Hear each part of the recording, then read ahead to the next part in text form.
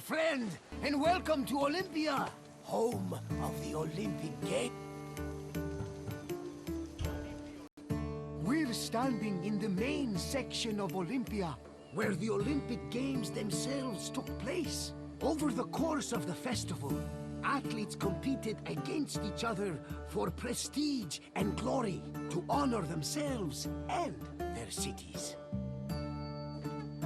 Enjoy your visit, friend. I'll check in when you're done to make sure you've been paying attention.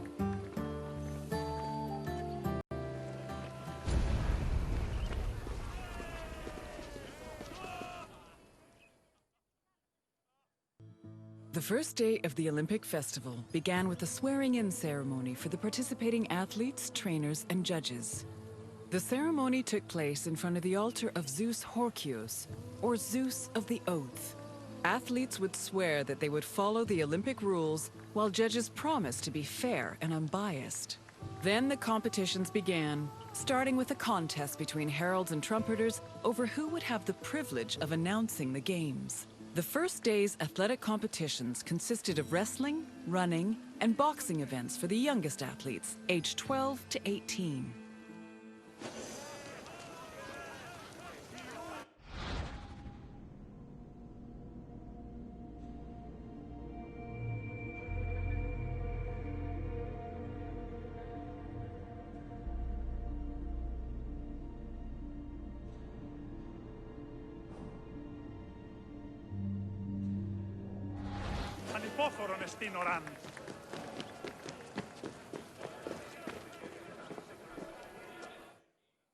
The second day began with a grand procession into the Hippodrome to celebrate the start of the popular equestrian events. The most anticipated and spectacular of these was the Quadriga, a 4-horse chariot race.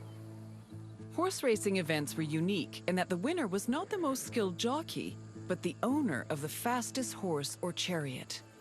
The Spartan princess Caniska once took advantage of this loophole to skirt the rule that women weren't allowed to compete, and earned 2 Olympic victories in the process. The rule also allowed for occasionally strange results, like in 416 BCE, when the statesman Alcibiades entered 7 chariots into a race and won 1st, 2nd, and 4th place. After the equestrian competitions, the 40,000 spectators migrated to the stadium to watch the pentathlon events. When the day's events were over, funeral rites were performed for the hero Pelops, the mythical founder of the Olympic Games.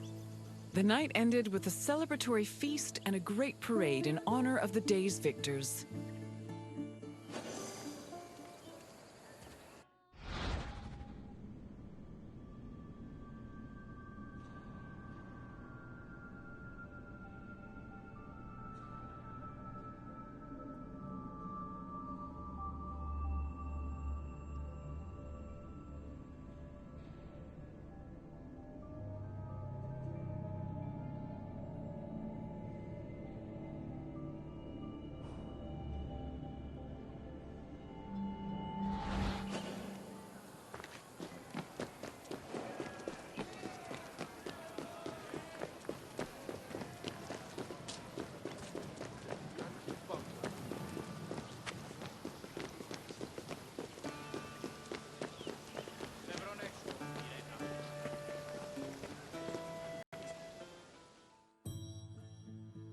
Victory at the Olympic Games was one of the highest honors a mortal could achieve, and there were several ways to immortalize that honor. Some athletes had statues erected of themselves, while others commissioned poets to write them victory odes. Oral tradition was very important to the Greeks.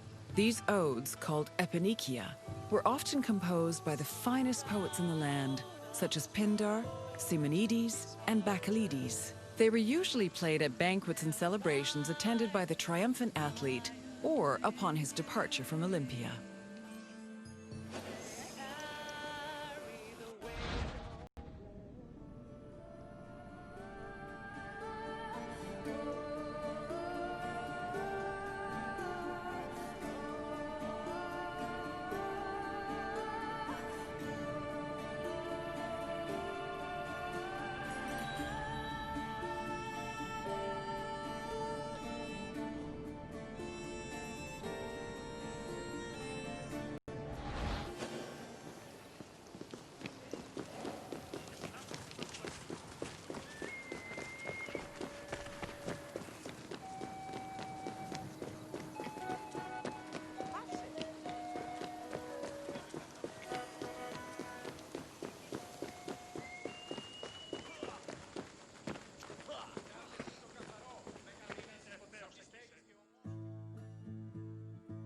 The pentathlon took place at the stadium on the second day. As its name implies, it was made up of 5 events: discus throwing, javelin throwing, jumping, racing, and wrestling. There are several differences between the ancient version of events and their contemporary counterparts. For example, ancient long jumpers held weights in their hands to give them momentum to launch, since there was no run-up before the jump. Similarly, if an athlete won the first 3 events, they were immediately declared the winner, instead of being judged by their overall performance in all 5 events. Running events work the same as they do today, with the notable exception of all the athletes being nude. As for wrestling, competitors were not divided by weight class as they are today, but instead by age. The winner was the first to throw his opponent to the ground 3 times.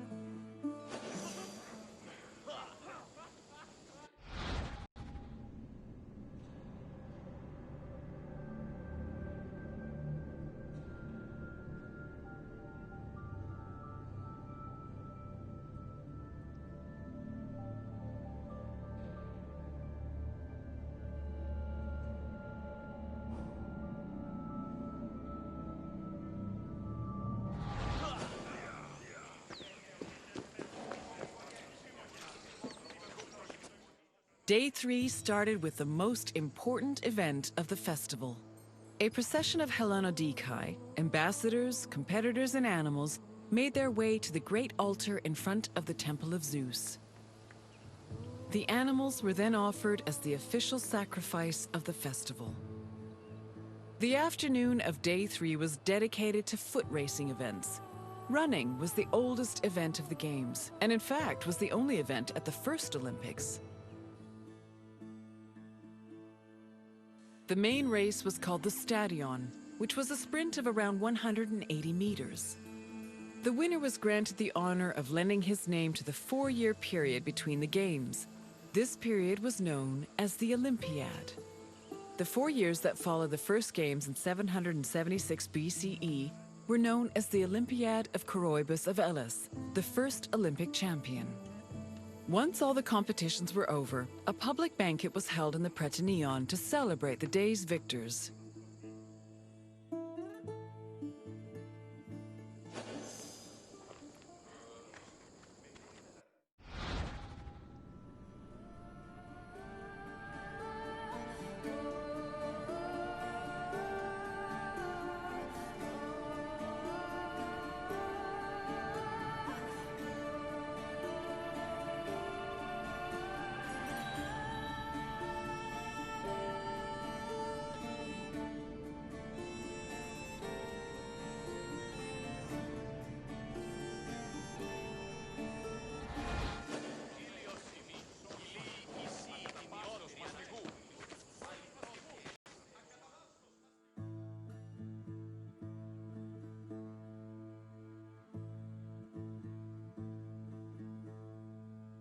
Day 4 was mainly for combat events. Wrestling matches were held in the morning, followed by boxing and pankration. Pankration was a no-holds-barred mix between wrestling and boxing. Almost all moves were permitted, except for biting, poking the eyes or mouth, and striking the genitals. The event was very popular, and it was seen as the ultimate expression of strength and technique. Later on in the afternoon, there was a unique racing event called the Hoplitodromos, or race in armor. In this event, competitors wore a helmet and held a shield to simulate running in the battlefield.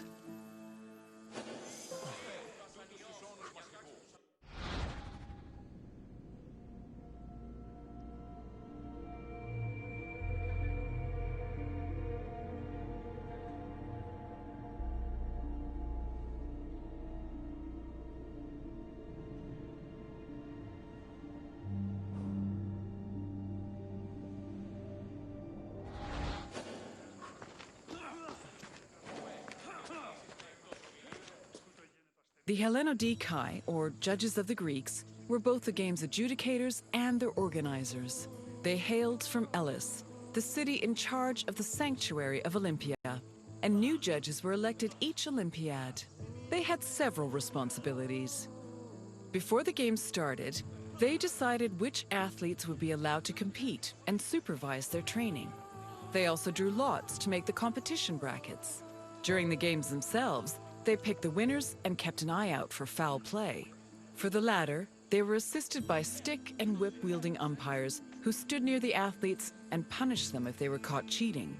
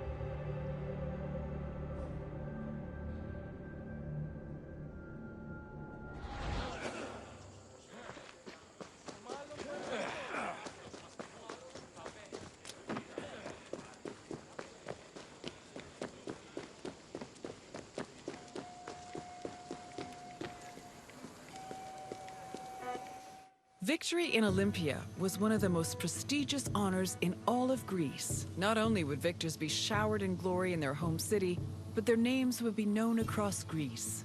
The temptation to glory led some athletes to break their oath to Zeus and cheat. This could be dangerous, as there were many possible punishments should cheaters be caught. They could be disqualified and fined, or if they were caught cheating during a match, they would be beaten by nearby umpires. The most powerful deterrent of cheating, however, was shame.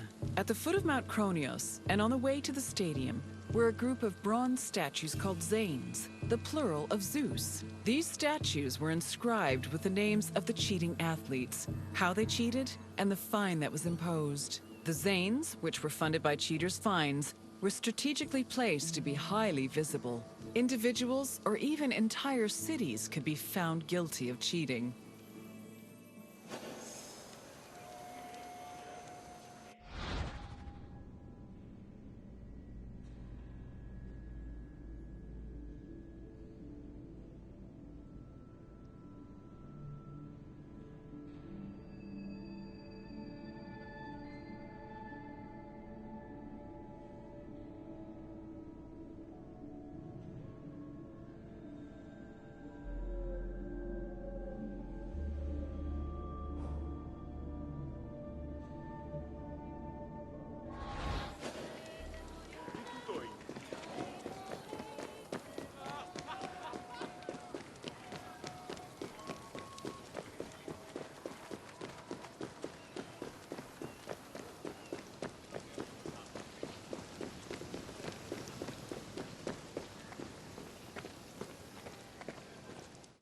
The Prytaneion was the administrative center of the cult of Olympia and the Olympic Games. The building housed the sanctuary's priests as well as the game's officials.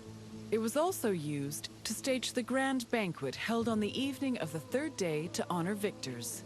It also had a sacred function. Its central chamber was the location of the Fire of Hestia, a sacred flame that burned day and night. This fire was used to light the other altars around the sanctuary. This practice may have partially inspired the modern tradition of carrying the Olympic torch.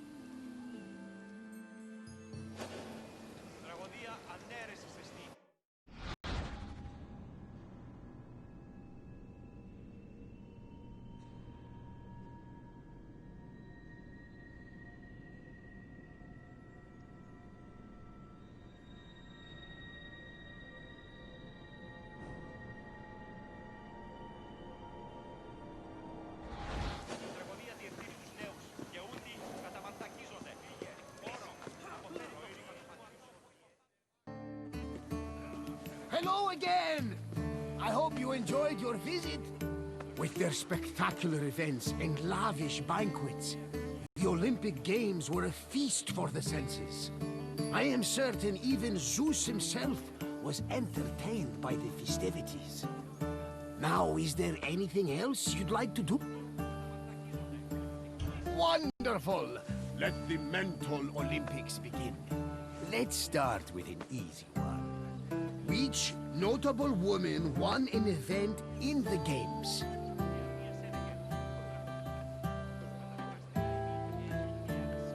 Correct! She won 2 equestrian events thanks to her savvy horse purchases.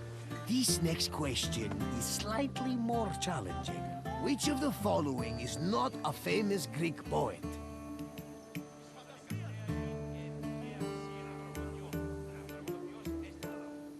Pindar was one of the greatest poets.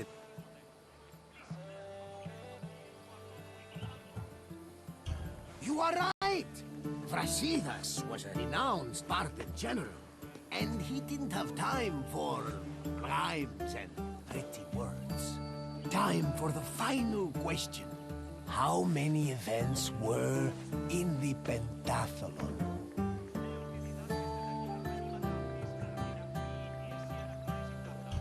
Yes! The Greek word for pende means 5, and the pentathlon had 5 events. Well done, my friend! You truly possess a sharp mind. Very well. Safe travels, my friend.